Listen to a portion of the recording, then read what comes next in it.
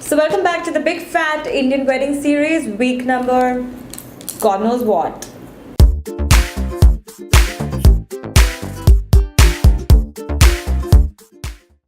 What's up guys, that's right, I have lost track of the amount of weeks that I have passed since I started this Big Fat Indian Wedding Series. If you're new here, then I post a video every single week that has something to do with wedding related makeup and beauty. So there are so many times during a wedding where you have to dress in completely traditional attire for whatever the occasion is. But who said that you can't look glam when you dress traditional? Which is why I have come up with this look today. It is a very traditional look. I'm wearing a pink Banarasi sari with big jhumkas and very traditional. My hair is up in a bun and I've come up with this look right here, which is a very subtle yet striking smoky eye with a pink lip. So let's get right into it, and as always, if you haven't already, then please subscribe to my channel and give this video a thumbs up if you do like it.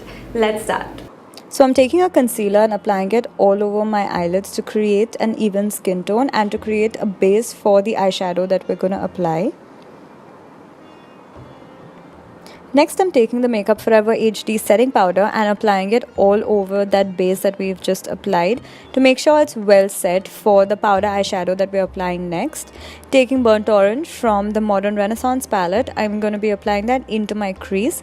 Now, I've applied at least 6 to 7 layers of this eyeshadow to make sure that the eyeshadow is well built and the color payoff is good. Next, taking Real Girl from the same palette, I'm going to be applying that into my crease and slowly bring it down onto my eyelids. I'm going to be applying it to the outer and inner corner of my eyes. You want to make sure you work this eyeshadow well into your eyelids to make sure that the color payoff is good and you reach the intensity that you're hoping for. Taking Red Ochre from the same palette, I am going to be applying that on top of wherever I have applied Real Girl. This is once again to build the intensity of the eyeshadow. Once you're happy with the intensity that you've built, you can move on.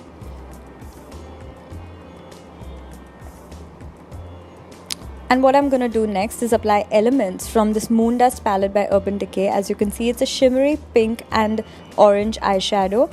I'm going to wet the eyeshadow as well as wet my brush with water to build the intensity of the eyeshadow. And I'm going to apply it to the center of my eyelid, concentrating most of the product on the center and then slowly blending it into the outer and inner corner of the lids.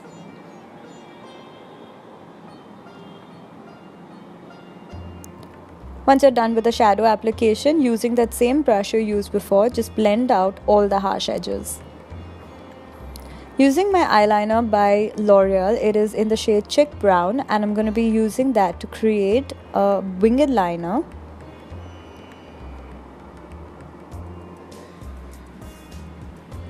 If you want to see how I create my winged liner, I have linked a tutorial down below.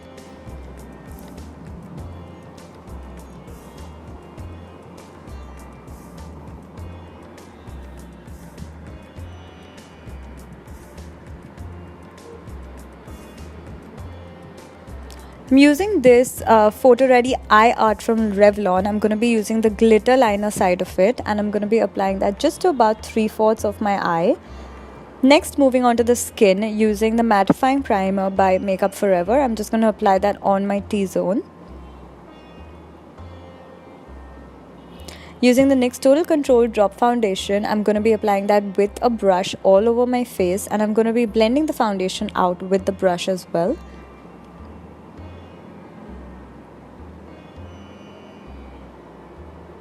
This foundation is so good.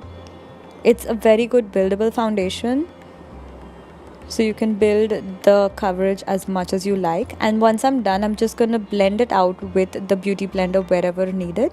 Using the Tarte Shape Tape Concealer, I'm just going to apply that under my eyes and clean out under the winged liner. So I'm using this to conceal as well as highlight both in one step. I'm going to also apply it on the bridge of my nose,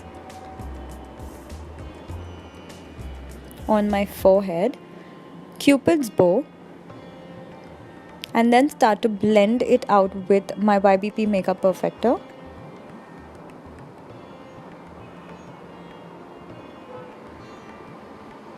Beauty blenders are godsend. I don't know how people were doing makeup before beauty blenders. I can't live without mine anymore. Once I'm done blending that into my foundation, I'm going to be using this Revlon loose powder, and I'm going to be setting my entire face with this, ensuring that the concealer and everywhere I have highlighted is well set.